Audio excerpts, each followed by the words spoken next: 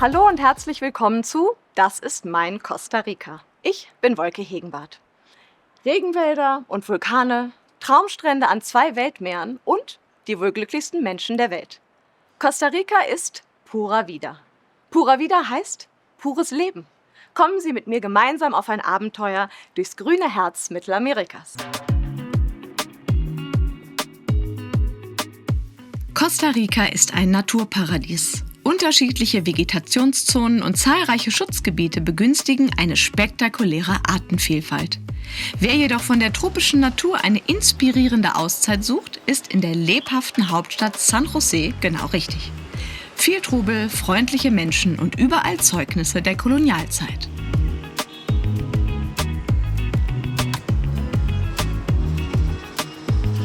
José Figueres Ferrer, der damalige Präsident Costa Ricas, beschloss 1948 die Abschaffung des Militärs. Die Mittel dafür wurden stattdessen in Gesundheitswesen und Bildung investiert. So ist es auch heute noch. Vielleicht gilt ja gerade deshalb dieser Staat ohne Armee als eines der sichersten Länder Lateinamerikas? Macht Sinn irgendwie. Der Mercado Central ist der richtige Platz, um etwas Essbares zu finden. Exotisches Obst, Meeresfrüchte oder Kräuterheilmittel. Dieser Markt ist mehr als ein Warenumschlagplatz. Er ist eine kleine Welt für sich. Mit meiner Liebe für lokale Speisen bin ich hier genau richtig. Ich bin auf der Suche nach meinem Lieblingsgericht. Ceviche, typisch für Lateinamerika.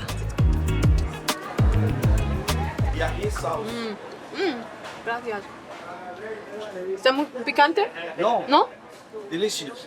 Delicious. Bueno. Roher, eingelegter Fisch in Koriander, Zwiebel, Tomatensalsa mit Avocado und Kochbananen.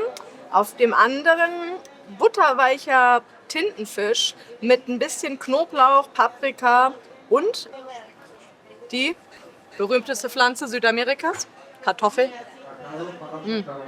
Oh, con el ajillo. Knoblauch ist einfach gut. In San José steht eine der ältesten Bahnstationen Costa Ricas.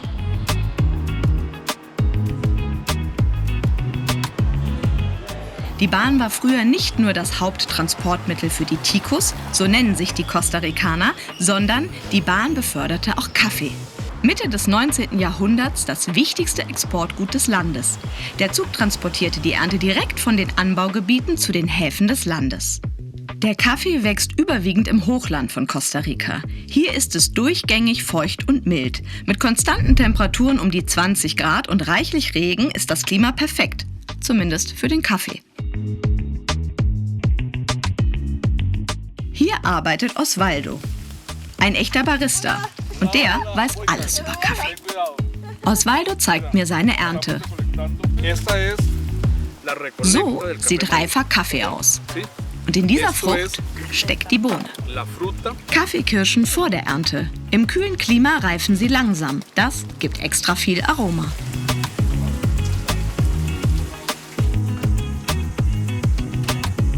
Bis die Bohnen schließlich als Kaffee in unseren Tassen landen, ist es ein langer Weg.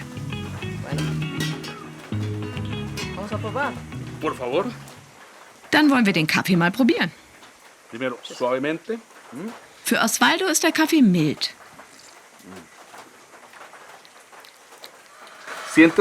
Schmeckst du die Süße in deinem Mund? Zuerst steigt ein wenig der bittere Geschmack hoch. Danach bleibt eine salzige Note im Mund. Wer hätte gedacht, dass all sowas in einer Tasse Kaffee steckt? Charakteristisch für den Kaffee hier ist gerade die salzige Note.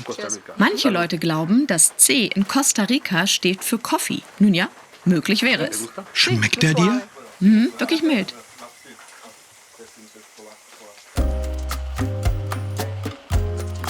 Was erstmal wie ein ganz normaler Pool aussieht, ist etwas ganz Besonderes. Das Wasser ist badewannenwarm und kommt aus einer natürlichen Mineralquelle. Alles reine Natur und einfach pura vida. Pures Leben. Dieses Mineralbad lädt zum Verweilen ein, inklusive Schönheitsmaske aus vulkanischem Mineralschlamm. Mal gucken, ob's wirkt. Rund 100 erloschene und einige aktive Vulkane prägen die abwechslungsreiche Landschaft Costa Ricas. Tropische Temperaturen begünstigen ein üppiges Pflanzenwachstum. Ich mag es gerne warm. Bananen auch. Ein ausgeklügeltes Liftsystem übernimmt nach der Ernte den Abtransport der Bananen. Dafür wird schon mal die Straße gesperrt. Bananen haben Vorfahrt. Übrigens, rund 1/4 des deutschen Bananenimports stammt aus Costa Rica. Achtung Leute, es geht weiter.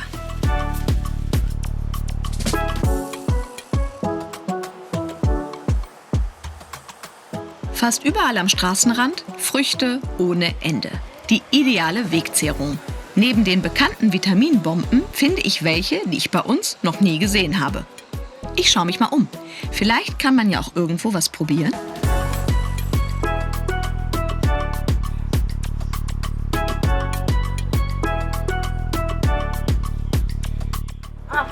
Noch mehr davon. Lecker. Und wirklich, es ist köstlich, dieses exotische Gemüse. Oder ist es Obst? Egal, Hauptsache es schmeckt. Spannend, mal was ganz, ganz anderes. Sowas gibt's bei uns nicht.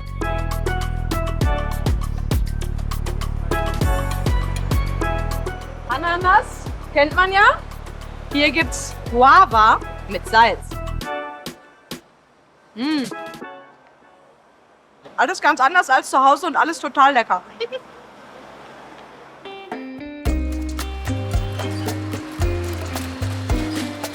Die Halbinsel Nicoya am Pazifik ist eine Blue Zone, eine blaue Zone. Das heißt, die Menschen werden hier älter als anderswo. Viele sogar erreichen 100 Jahre. Ob das wohl an der gesunden Ernährung liegt? Eine Kokosnuss kostet 50 Colones. Das ist weniger als 1 Euro und schmeckt fantastisch. Thema Lebensstil. Nach einem stressigen Alltag sieht es hier jedenfalls nicht aus. Wirklich nicht. Eher nach tiefen Entspannung in allen Lebenslagen. Das kann nur gesund sein. Wir sind hier am Pazifik. Was macht man am Pazifik? Surfen. Und ich habe jetzt meine allererste Surfstunde mit Andrea. Andrea, hola. ¿Cómo estás? Bien, ¿y tú? Mucho gusto. Ja. Welcome to Safari Surf Thank you School. so much. You're welcome. So, wie fangen wir an? This is the surfboard we're using this morning. It's a little bigger, so it gives us more flotation and more stability. Okay, ich kriege als Anfängerin das größere Brett, damit ich es vielleicht schaffe, mich da drauf zu stellen. Auf geht's Richtung Strand. Das Surfboard unter die Arme geklemmt. Auf we go. Zum Meer sind es nur wenige Meter, quer durchs tropische Unterholz. Jetzt wird's spannend. Hier im pazifischen Norden Costa Ricas ist für Surfer eigentlich immer Hauptsaison. Aber auch sonst kann man die unverbaute Natur genießen. Mit Bewegung, Spiel und Spaß am Strand.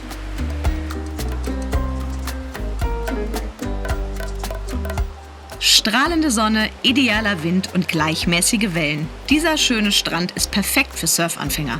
Also auch für mich. Zunächst das Aufwärmprogramm. Wenn ich auf den Knien bin und meinen Kopf so bewege, nicht gut. Den Oberkörper aufrichten und in den Knien wippen. Und deine Hüften nicht beugen. Wenn du das hier machst mit dem Kopf, dann fällst du direkt vornüber. Alles klar?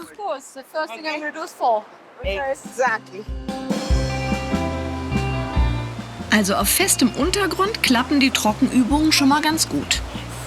Paddle, paddle. Up. Stay low. Awesome, beautiful. Okay. Genug geübt? Los geht's. Jetzt will ich's wissen. Andrea schiebt mich an und ich paddel, um ordentlich Tempo aufzunehmen. Die wichtigste Bewegung beim Surfen ist das sogenannte Take-Off. Also das gezielte Angleiten einer Welle und das Aufstehen im richtigen Moment. Ja, hat geklappt. Jetzt nur noch stehen bleiben. Ups.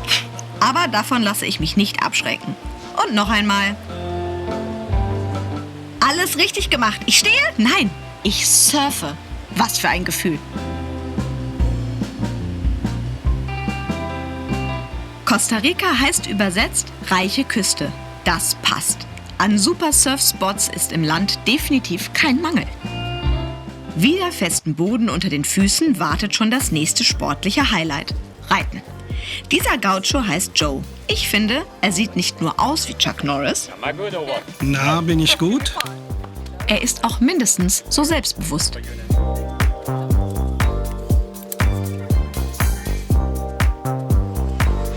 Und wie gut Joe reiten kann, zeigt er mir sofort. Das ist eine Ansage.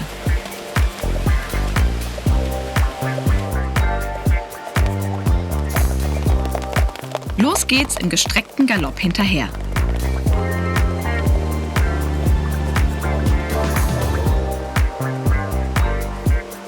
Mein Pferd Conchita und ich genießen diesen rasanten Ritt am wilden Strand. Pura Vida.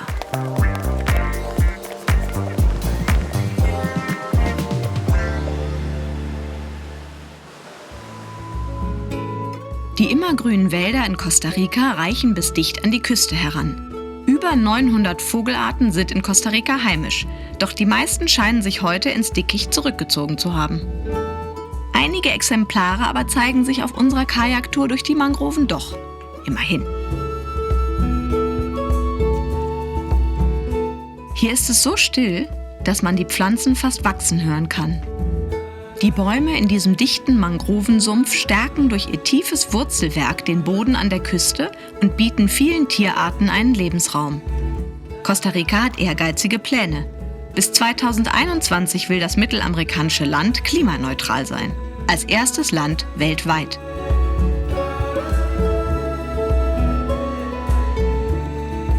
Auch hier auf der Halbinsel Nicoya sollen für eine noch bessere Klimabilanz zusätzliche Mangroven gepflanzt werden. Über ein Viertel der Fläche Costa Ricas steht unter Naturschutz. Sogar die Hotels passen sich hier harmonisch in die Landschaft ein und werden unter anderem nach ihrem Engagement in Sachen Umweltschutz zertifiziert. Man sieht der Natur regelrecht an, dass sie gesund ist. Mit Yoga beschließe ich diesen aufregenden Tag. Natürlich hoch über den Wipfeln des Regenwaldes. Meine Yogalehrerin Hailey kam vor 17 Jahren aus den USA nach Costa Rica, des entspannten Lebensgefühls wegen.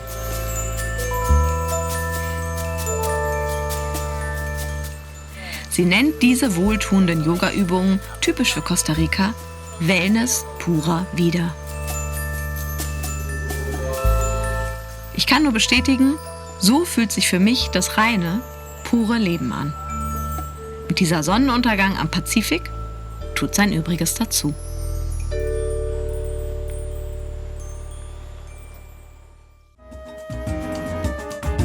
Der Nationalpark Tortuguero an der Karibikküste. Auch bekannt als der kleine Amazonas Costa Ricas. Nur per Boot erreichbar durch Kanäle, umsäumt von dichten Mangrovenwäldern, erreichen die Besucher das kleine Dorf Tortuguero. Hier gehe ich an Land.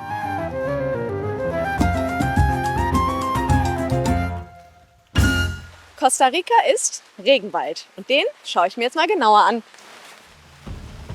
Willkommen im Dschungel. Willkommen in Costa Ricas Artenvielfalt. Dieses grüne Land ist die Heimat von über 5% der gesamten Fauna und Flora unseres Planeten. Dabei ist es kaum größer als die Schweiz. Regenwald bedeutet auch wirklich Regen. Der Regen fördert die üppige Vegetation und stört nicht. Immerhin ist er warm. Optimales Klima für Pflanzen in voller Farbenpracht. Manche Tiere sind wegen ihrer Tarnfärbung kaum zu erkennen. Ich will gleich hoch hinaus und habe dafür schon jetzt die volle Aufmerksamkeit der Dschungelbewohner.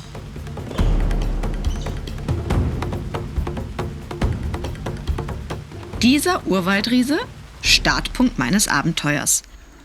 Gut gesichert mit Seil und Karabinern erklimme ich die Plattform in seinem Gipfel. Aber das ist nur die Vorbereitung.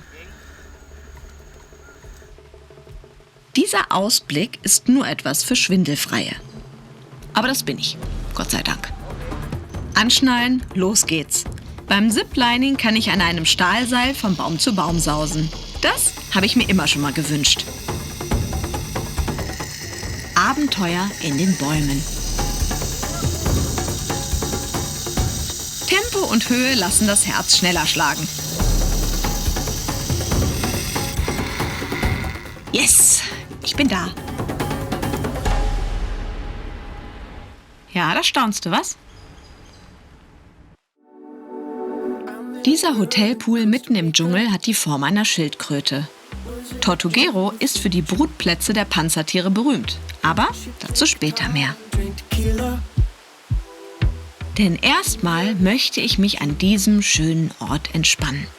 Dafür ist eine Massage jetzt genau das Richtige. Das stärkt und tut gut. Ich genieße die angenehmen Düfte um mich herum und das warme Öl auf meiner Haut.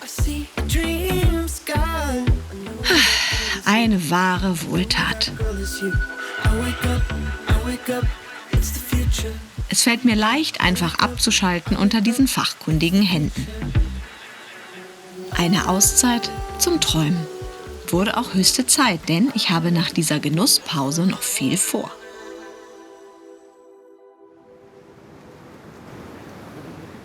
Wir befinden uns hier am Strand von Tortuguero. Tortuguero heißt Land der Schildkröten. Seit Jahrmillionen legen hier Meeresschildkröten eine neben der anderen bei Nacht ihre Eier. 2 Monate später, zum Sonnenauf- oder Untergang, schlüpfen dann die Jungtiere. Vielleicht haben wir ja auch die Chance, eines dieser scheuen Tiere zu beobachten.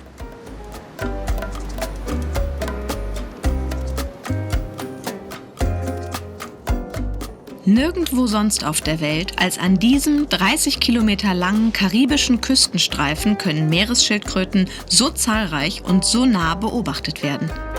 Immer mit ein bisschen Glück natürlich. Die riesigen Lederschildkröten, Karettschildkröten sowie die grünen Meeresschildkröten kommen an diesen Strand zur Eiablage. Die Tiere sind gewieft. Die Mutterschildkröten buddeln immer wieder große Löcher, um mögliche Fressfeinde von ihrem eigentlichen Nest abzulenken. Unfassbar. Sie legen bis zu 120 Eier. Gleich danach verabschieden sich diese imposanten Reptilien wieder in die unendlichen Weiten des Meeres.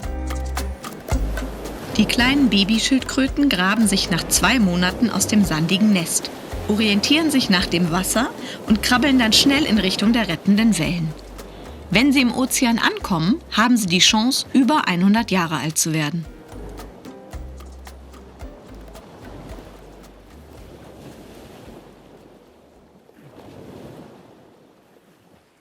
Costa Rica ist weltweiter Vorreiter in Sachen Ökotourismus.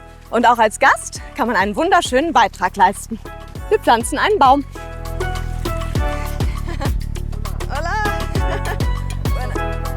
Ich muss die Arbeit nicht alleine verrichten. Hector Cortés von der Hacienda Orosi hilft mir dabei. Mit Teamwork geht's einfach schneller und besser. Hector hat schon mit vielen Costa Rica-Besuchern einen Baum gepflanzt. Hier scheint sich einfach jeder für die Natur zu engagieren. Eine Inspiration für mich. Kein Wunder also, dass Costa Rica in Sachen Nachhaltigkeit international als führend gilt. Guter Boden.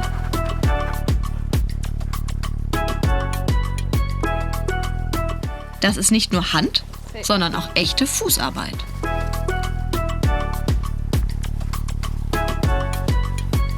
So, nachdem ich als Vielfliegerin nun auch hier meinen Beitrag geleistet habe, freue ich mich, Sie zu verabschieden. Das ist mein Costa Rica.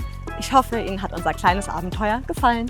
Vielleicht schauen Sie sich auch mal um in diesem wunderschönen Land.